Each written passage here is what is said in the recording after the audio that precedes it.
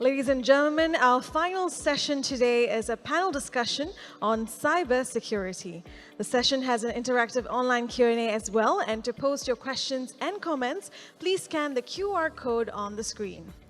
Now, I would like to invite on stage the session moderator, Mr. Ong Chin Beng, Chief Information Security Officer, Maritime and Port Authority of Singapore. Mr. Ong, please.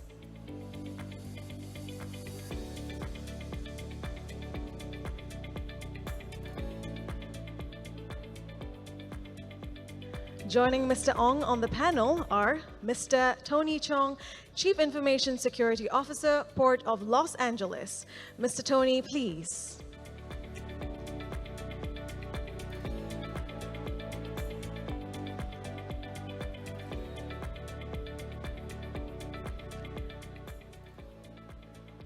May I invite Captain Naoki Saito, Head of Cybersecurity and General Manager of Management System and Maritime Training Department, Class NK.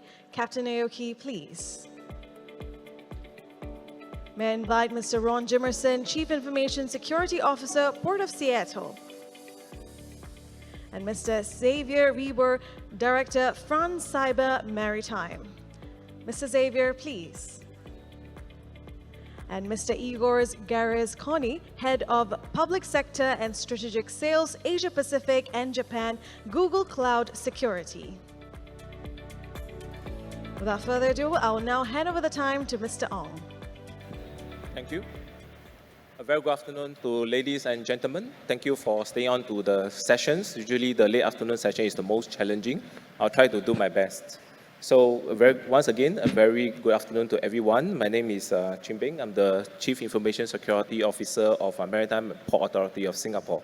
So today I have on the stage distinguished panels of experienced cyber leaders from the North America, Europe, and Asia Pacific regions, and who will in the next 45 minutes provide insights and perspective on how we can leverage on technology to address the dark side of digitalization amidst the growing cyber inequalities between organizations that are cyber resilient and those that are not. And which is a key finding in the latest World Economic Forum on the Global Security Outlook 2024 report, where small and medium enterprises, or SME in short, of many countries' ecosystems are disproportionately affected by this inequality. And while large organizations have demonstrated remarkable gains in terms of cyber resilience, the SME in fact shows a opposite direction in terms of significant decline. And in addition, emerging technologies such as generative artificial intelligence, or Gen AI, will tend to exacerbate long-standing challenges related to cyber resilience. In parallel, advances in adversarial capabilities in techniques such as phishing, malware, and deepfakes present a growing concern of the impact of Gen AI on cyber. In response, it is likely that cybersecurity solutions will grow in complexity and cost. So individual companies, especially the SMEs, can struggle to afford or operate them. Therefore, here, for MPA, we adopt an ecosystem approach and focus on building industry synergies among maritime agencies, research institute, shipping community and industry to collectively secure the cyber domains against emerging and sophisticated cyber threats. This is through the development of Maritime Cyber Assurance Operations Center, or MCAOC in short, which is a joint MPA industry cyber security operations center that provides real-time cybersecurity monitoring of members' cybersecurity systems, disseminate information of threat information for members to take early actions, and offer advisory on system recovery and responses. It is against this backdrop that I will hand over to Tony from Port of Los Angeles to provide his introduction. Tony, please. Great. Good afternoon. Tony Zong, Port of Los Angeles. At the port, we have two cybersecurity operations center, an internal operations center and an external operations center. And I'll describe the differences between those two.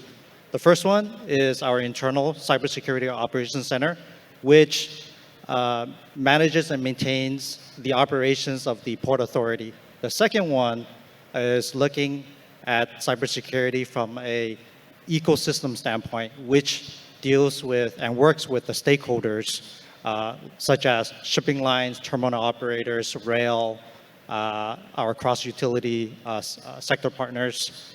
I manage these two teams.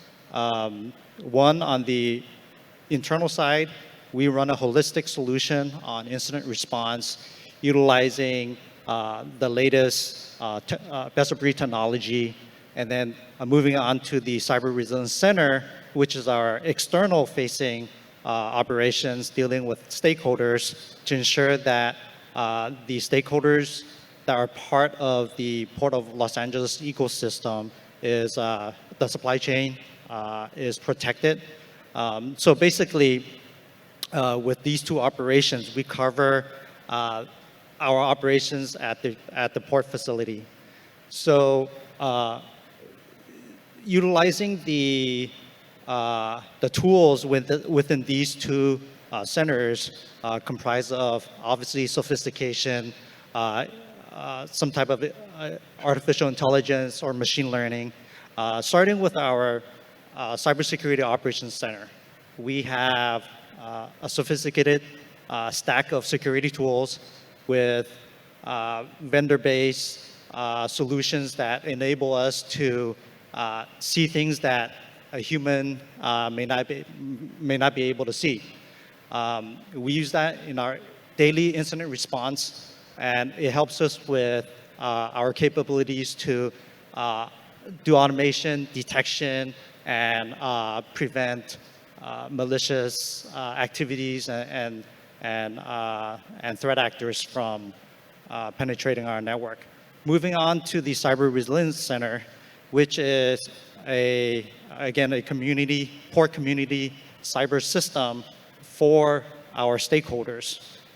This particular solution, we partnered with International Business Machines, IBM. They manage and operate that with two governance committees, an executive committee and a technical committee. Within these two committees, we develop policies and bring in and decide the best of breed technology for this operations. The primary operations is performing a central threat intelligence platform.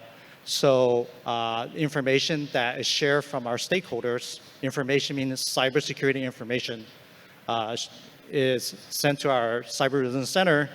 It gets analyzed, disseminated when a attack is found on the network. So using these best-of-breed technology in partnership with our private vendor, IBM, we created a public-private partnership to enable this operations at the Port of Los Angeles. So with that, I turn it back to Cheng-Ming. So I'll now hand over to Ron to provide the similar perspective from the North America. Thank you. I'm grateful to be here today with my colleagues. Really appreciate it. So I'm supposed to have the slide brought up here, but I don't see that yet. Give me just a second here. Great. So like I said before, I'm Ron Jimerson, the CISO for the Port of Seattle. And I just want to talk a little bit about our cybersecurity strategy, but not too in depth. So the Port of Seattle, within our cybersecurity strategy, consists of a multitude of business lines that we have to operate under, which includes our aviation, our maritime cargo, our maritime cruise lines, our fisheries, our real estate, and our boating functions. So like a lot of other organizations that are out there that have to oversee the multiple of things or just within the specific business lines of maritime, with that brings a lot of requirements with digitalization and decarbonization that will increase our our risk and our risk landscape and things of that particular nature. So the abundance of data that's associated with all of that is going to require a lot more of strategic thinking. In particular, because of all this, humans aren't able to keep up with this changing landscape in cyber. So that's why AI is so attractive in trying to bring these technologies together to better leverage them. In fact, it could be also better leveraged with how we deal with OT and IT functions and things like that. So as a result of all that, what we're seeing or will see is more enterprises investing more into AI technologies to better lever their organizations. And we're going to talk a little bit more about AI in a little while here. That's quite a good perspective that Tony and Ron has provided from North America. So now we swing over from across the Atlantic Ocean to Xavier. Thank you. Okay, thank you very much. This France Cyber Maritime, we are a non-profit organization that was started 4 years ago after a public-private initiative. The France decided that there was a blind spot about maritime cybersecurity. So we were created to, as our mission is to help the French maritime and port sector to strengthen their cybersecurity. So we do that among two axes. The first one is to get the maritime world and the cybersecurity world to work together in order to develop bespoke solutions for the maritime sector. And the other one is to operate a maritime computer emergency response team. As a computer emergency response team, we understand the need for information sharing. I think it's a big issue about the maritime cybersecurity. We can't do it alone. We need to get together. And France started to do it within its maritime industry. And I hope here we're going to make some more contacts to fight it on a global scale. So about information sharing, the first one example of what we do is every year we issue a maritime cybersecurity overview, maritime threat overview. And you can here see on this graph the rise of public incident in maritime security worldwide. When I say public, it's events that were in the press or after a press release or published by researchers. So it's probably only the tip of the iceberg. If anybody had any doubts about that something was happening, I think this graph shows that that's a real thing. And this is just the public incidents. I'm going to turn next to some figures that are not public, but that we monitor here. It's the impacted sectors in the maritime community in 2023.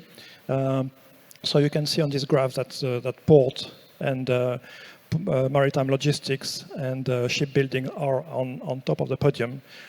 So we found something like more than 600 cybersecurity incidents worldwide. So half of 25% of that are public. The rest is not public, but we managed to monitor them. So you can see that not a single sector of the maritime industry is free from cyber attacks.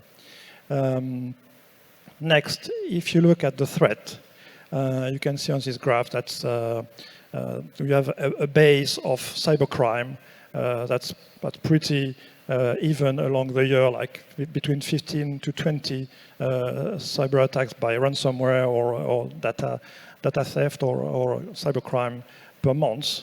When you see that activism is more seasonal, and it depends usually on the geopolitical situation or declaration events, especially in Europe, countries that help Ukraine against Russia, when there are an announcement about that help coming, you can make sure that after that, those countries will have cyber attacks from activists. And what's a bit difficult to trace is state-sponsored cyber attacks, because they are very insidious and very discreet, but it's something that needs to be taken into account and not to be overlooked. And when we look at countries, again, we found a bit more than 70 countries impacted by cyber attacks in the maritime sector. And you can see here that it's mostly Western countries. They're probably biased here because, well, we need to develop more the capability to look for attacks in other languages, but we're only a young organization, so we need to develop. But we can see here that it's mostly the Western world and mostly big maritime countries. So again, the scale of the threat is worldwide, and that's it. So to conclude my speech, just to say that things are happening. So we can't brush it under the carpet, and the maritime industry is strategic for countries themselves and for global economy. So we need to do something, and what we like to do more is to share more, to collaborate more, to help each other, like in the spirit of the seafarers' help. And so I'm happy here to be in Singapore in order to share more with my Singaporean partners. Thank you, Xavier. I now hand over to Captain Naoki. Thank you. Thank you, Jinbing. And good afternoon to all. So I'm Naoki Saito, General Manager and Head of Cybersecurity in Class NK based in Tokyo. So I'm delighted to be here again in Singapore Maritime Week because I also joined Cyber Panel in last year. So we are engaged in the cybersecurity for ships. So regarding the cybersecurity for ships, so International Association of Classification Society, we call IACS, issued 2 unified requirements for cyber resilience. So UR E26, cyber resilience of ships, and UR E27, cyber resilience onboard system and equipment. So 2 URs aim to establish the minimum requirements for the cyber resilience capability of new build vessels and their connected system respectively. Class NK, IACS member, implementation of UR E26 and 27 will provide a full visibility of new build vessel computer asset and network infrastructure throughout its life. It also ensures IACS class ships have delivered with the required minimum level of cyber resilience capability regardless of vessel type or technical specifications. However, Class NK also acknowledge several limitations of new URs. From the society perspectives, best practice in addressing cybersecurity requirement is take a risk-based approach with the cyber risk controls to be decided and deployed following the through risk assessment on the asset on board, considering risk factors such as safety criticality and the connectivity of the asset, and awareness and the capability of the crew and shoreside personnel, voyage partners, and the cargo carried, and other factors that may be found necessary by the owner. Yet, since you are limited, intended to achieve the uniform application, applicable systems and the corresponding requirements have been predetermined to form only risk assessment on the safety capabilities.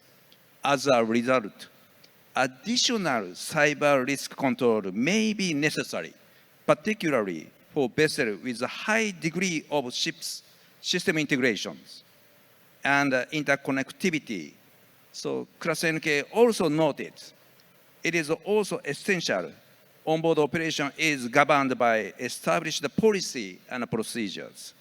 human factor should be carefully considered, with human having the potential to become either the weakest or the strongest link in the chain. Fostering cyber hygiene through the training while establishing clear roles and responsibilities play a pivotal role in increasing a cyber resilient organization capable of responding to growing threats of the network attacks.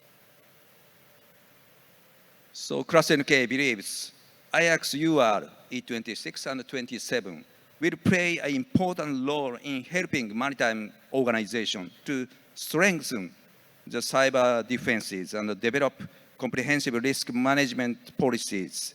Companies should look beyond compliance with the UR and take a more holistic approach to onboard cybersecurity. So we, ClassNK, will continue to contribute to cyber resilience of the ships beyond compliance. Thank you very much, Jimmy. Thank you, Captain Naoki. So we save the best for the last. Igor, please. Thanks, Chimbeng. Pleased to be here. And so I look after public sector in Google Cloud Security, and we perform a lot of geopolitical and cybersecurity analysis. And so today I just wanted to share with you a few key aspects that we believe is going to continue affecting maritime sector.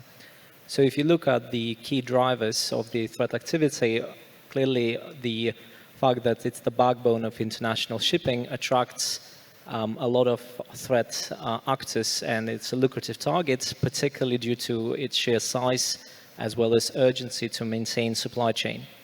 And if you look at the top-level challenges, we're seeing that system interdependencies due to legacy technology enable a range of basically attack surfaces that affect maritime sector.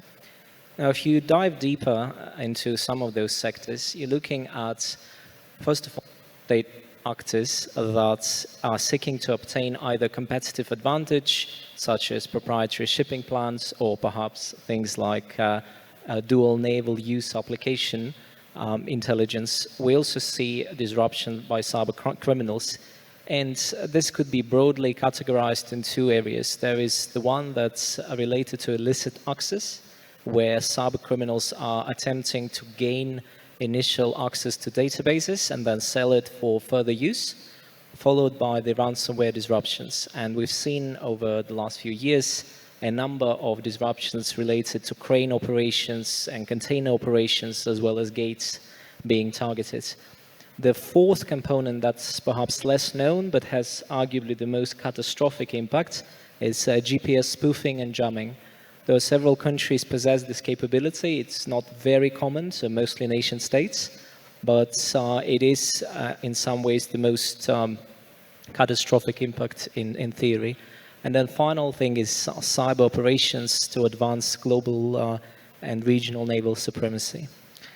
So if you look at this map over here, you might be familiar with some of those strategic choke points around the globe, Bar al-Mandab, as well as Strait of Hormuz.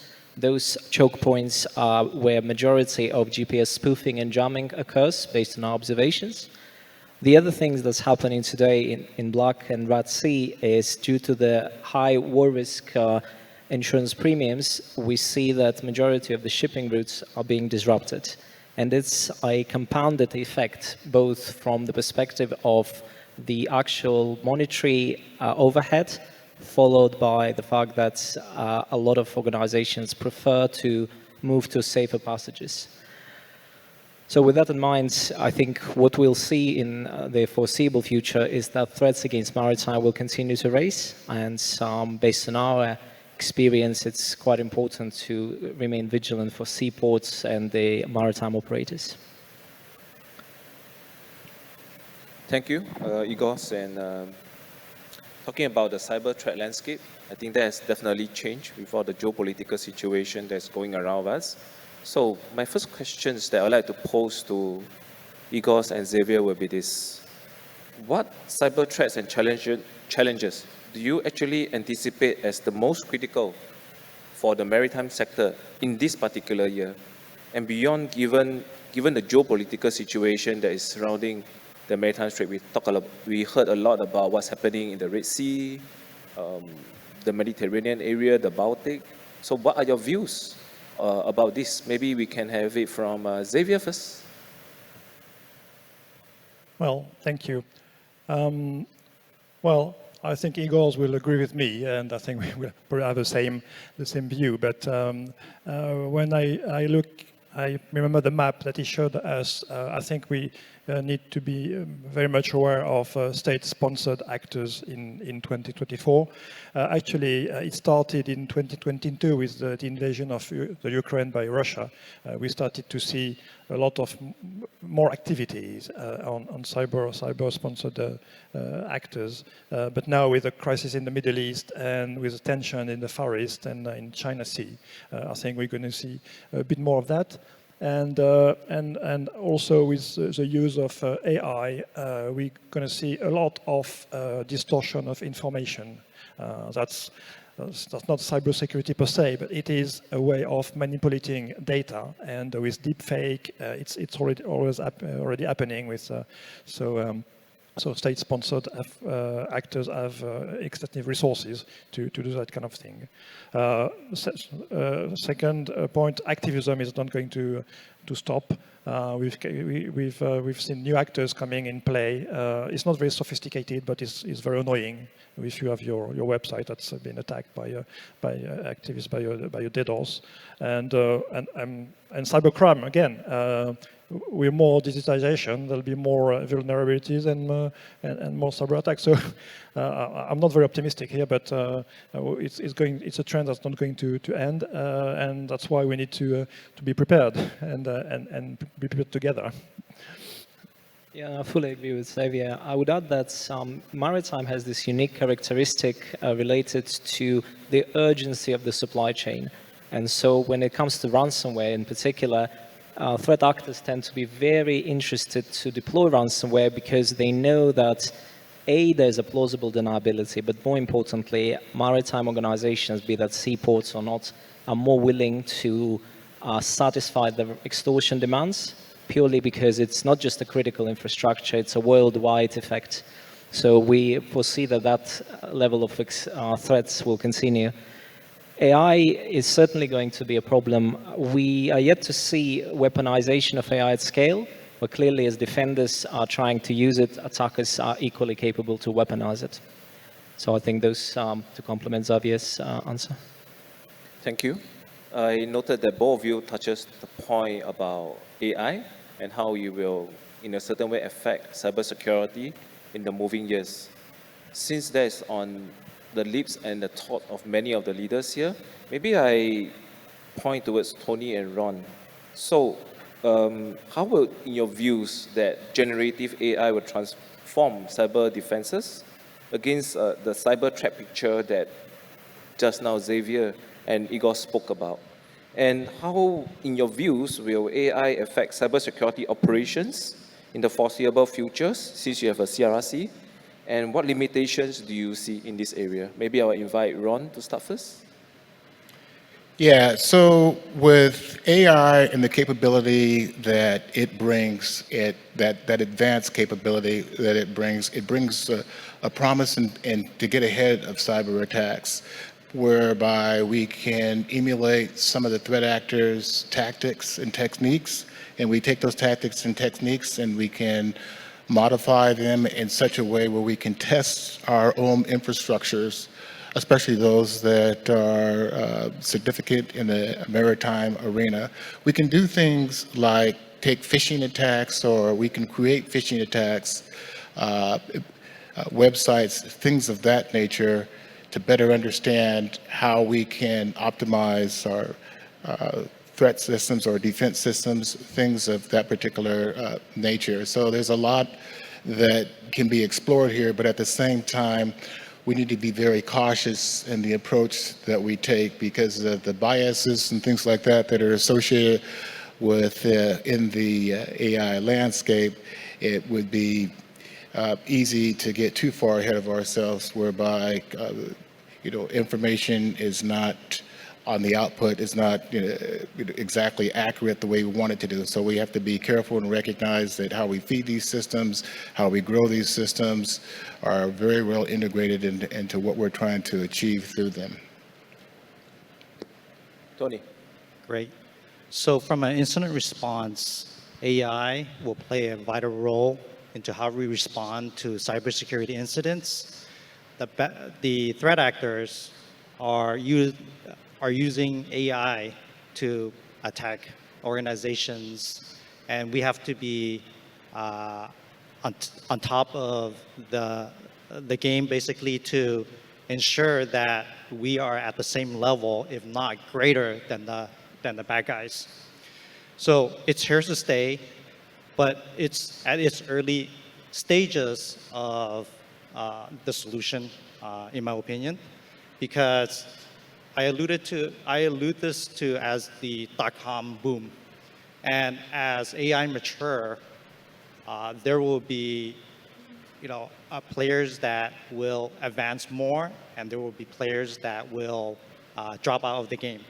So the ones that develop these tools, and I treat AI as a tool because of its maturity level right now, it's helping in certain areas, not an entire holistic solution.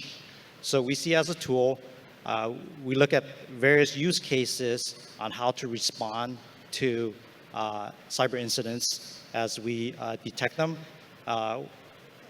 Moving on to the governance part, because there's security implications and privacy matters, we have to evaluate those solutions methodically and to ensure that the tools that we use within operations protect the sensitivity of the cyber incident, that it doesn't get shared out to various, say, databases and various unauthorized viewers or various organizations.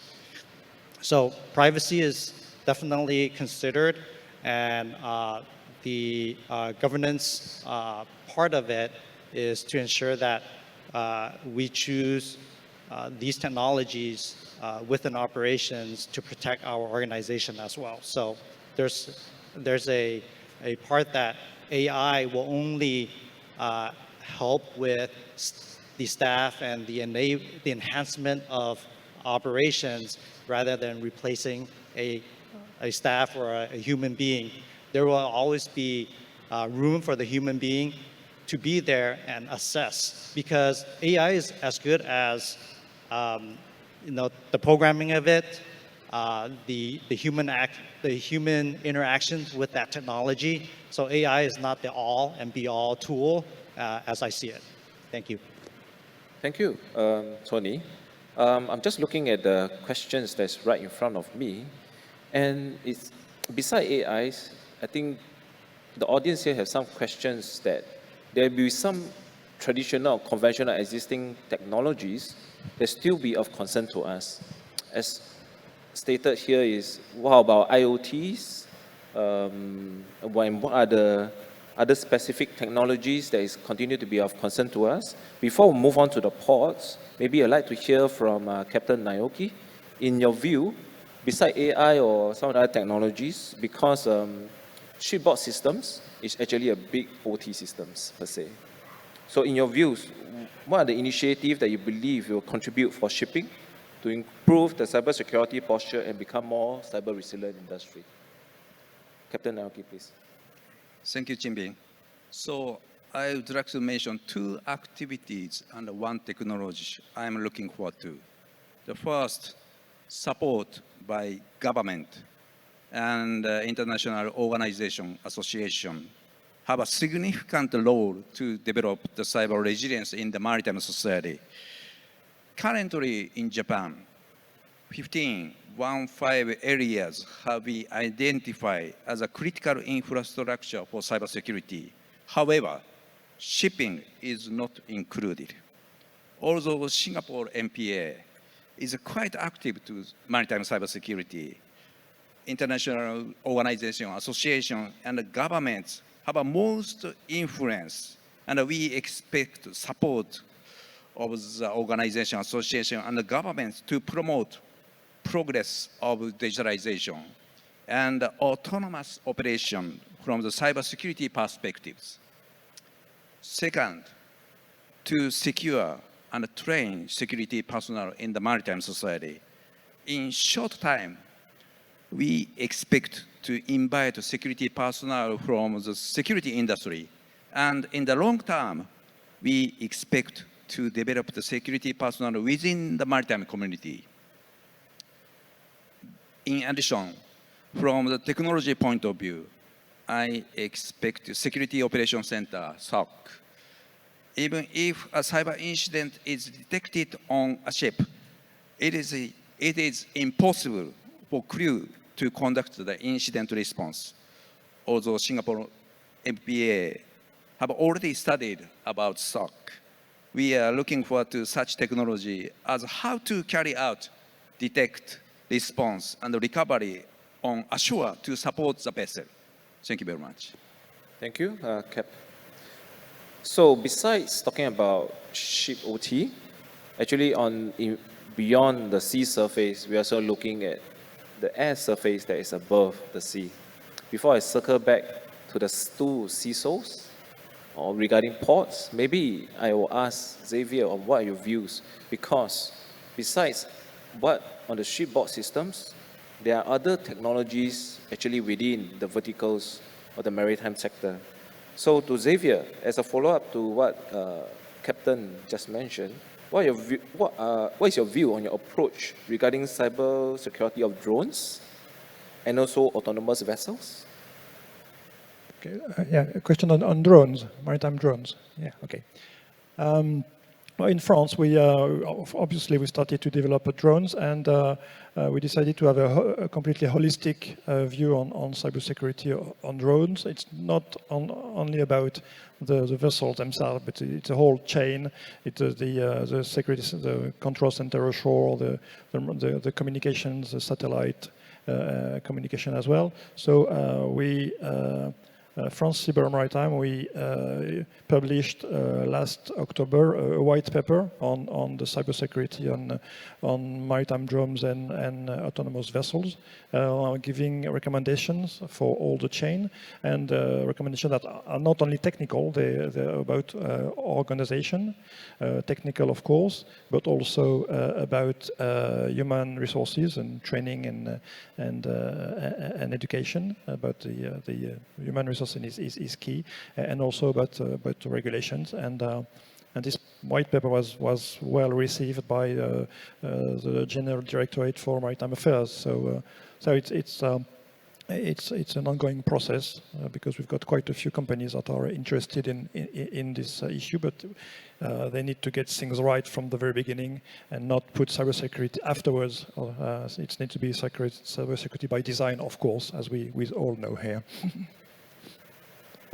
Now, thanks for the thoughtful thoughts about the drones, because as we use technology to improve productivity, we're trying to reduce the reliance on manpower, especially in places whereby manpower is relatively tight, and we want to have the manpower being transferred to other business area. So drones is one of the areas of autonomous where we try to maximize and leverage upon to reduce the reliance on manpower.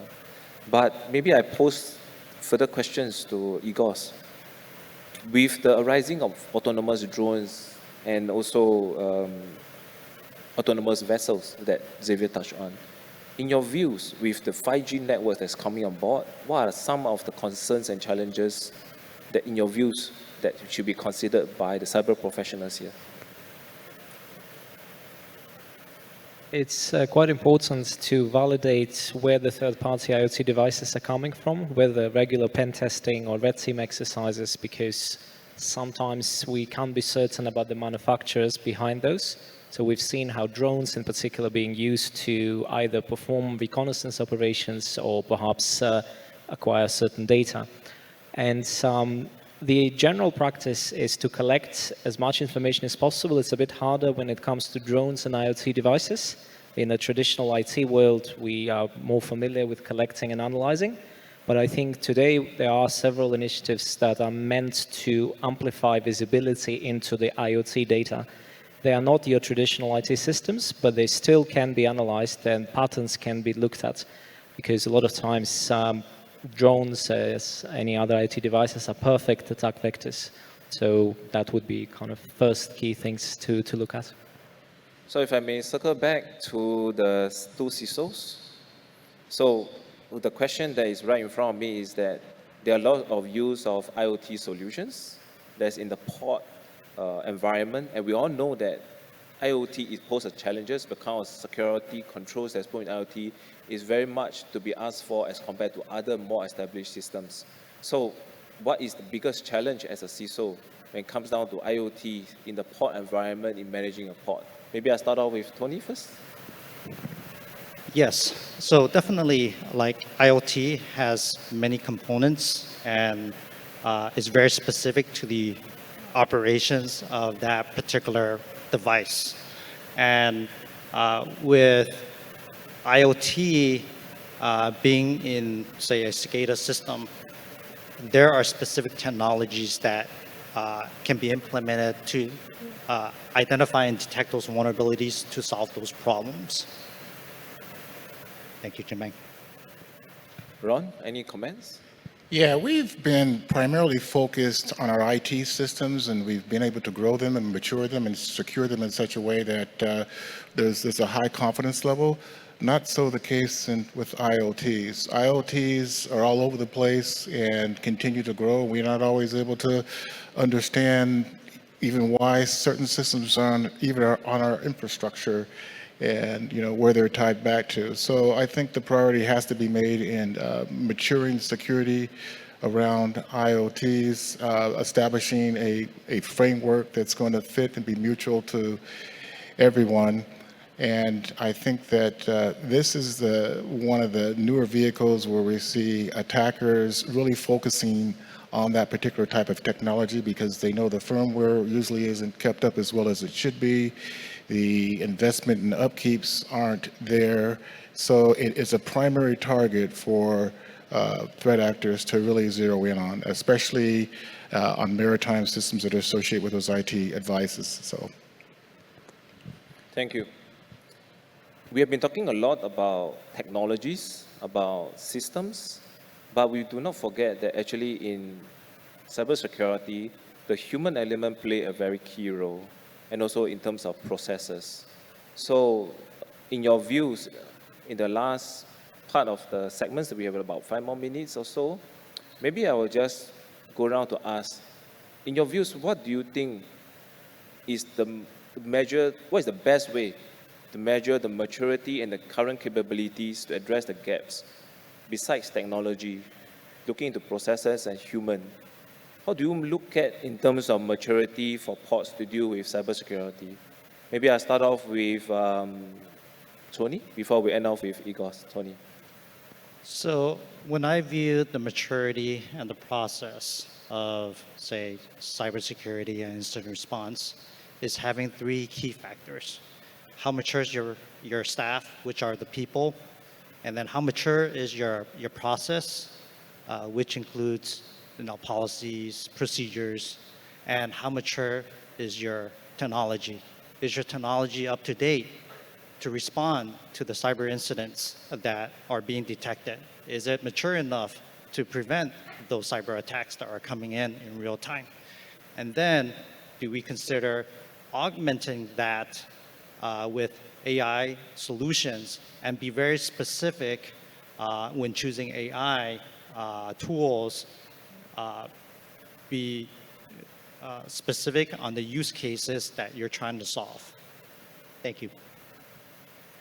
Captain, what's your views on the best way to measure the maturity and the current capabilities from a shipping point of view? Thank you. So I'd like to tell you, so please consider digitalization and the security measure as a set. So far, digitalization inevitably comes first and followed by security. Therefore, security will be inevitably cost, cannot be expected to return. Then I'd like to see the digitalization, including security measures for future autonomous vessels, together with all stakeholders. Thank you very much. Ron, your parting statements in terms of maturity and capabilities measurement? So within the realm of IoT and measuring the maturity of an organization, key metrics need to be in place, such as your response times and your exercises and your processes that you need to go through to constantly evaluate how you're performing in the signer arena, especially in the maritime. Because of where I see the maturity at the maritime level, I think there needs to be more key engagements with other like type of organizations and a measurement of just how your backup plan is working. I know Tony mentioned incident response and having testing those systems and things like that really give us a good indicator of where we are maturity-wise. Also, in how we have handled responses when real things come. So there's an ongoing preparation of how you're preparing for an attack, because you should always think that that's a probability that may happen in your organization. Thank you. Xavier, your parting comments on maturity? Well, there are two things we do to help ports and maritime sector to strengthen cybersecurity and evaluate their level. We organize training sessions. So we haven't done one for harbors yet, but we've done one for various shipping companies. And so it's crisis management session from the CEO down to the tech teams, and it's very efficient, because you can put in place an organization, but if you don't use it, if you don't train in the crisis management, when it happens, it can fail. The other things we do, we organize every year a bug bounty. I don't know if you're familiar with bug bounties, but it's you have ethical hackers who try to hack into your system, and if they do, they have a bounty. And we've done that with a major French shipping company, and it was very successful. Some bounties were paid, and the company was happy to close their vulnerabilities. And last year we did it with two major port operators. And the hackers tried to get into the port community systems, and again, it was very effective and very efficient to close to find those vulnerabilities. Igor, to close for the maturity. Yeah, from Google perspective, we would suggest cyber crisis simulations, because usually people elements is the weakest element. So we would do tabletop exercises emulating and simulating an attack, which would include both technical aspect but also comms aspect. And that's kind of has been one of the weakest places we've seen over the years. Okay, thank you very much for the panel. So today, I hope that the audience has something to take back with you in view of the fast and changing, evolving risks amidst the geopolitical situations and the technology disruptions from the generative AIs. There's a lot of challenges and new areas that we look at pertaining to cybersecurity. As we digitalize, cybersecurity is the dark side which we need to look at. You can't drive a fast car without a good brake. So, but besides technology, I think it's important that we look at the human capability in the development, because it is the human elements that is behind the machines that's operating it. But if you do not have good control process, then there's nobody there to actually look at who is doing the right thing and the wrong thing. So I hope that this session has been something that give you some food for thought. And please join me in thanking the panelists for today's session. Thank you. Thank you, Mr. Ong, and distinguished panelists. Please remain on stage for a group photo.